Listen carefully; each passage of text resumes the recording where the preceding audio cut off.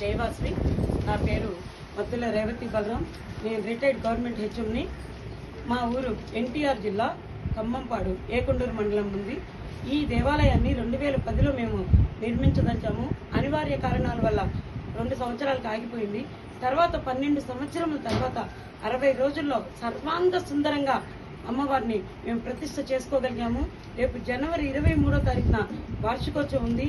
అమ్మవారికి మార్గశిర మాసంలో ఒక బృహత్తరమైన కార్యక్రమాన్ని ప్రారంభించాము.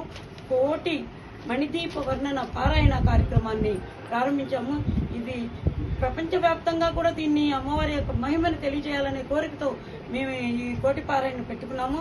కాబట్టి అందరూ కూడా ప్రతి ఒక్కళ్ళు మాకు సహకరించవలసిందిగా కోరుచున్నాము. మా ఫోన్ నెంబర్ కూడా ఇస్తాము.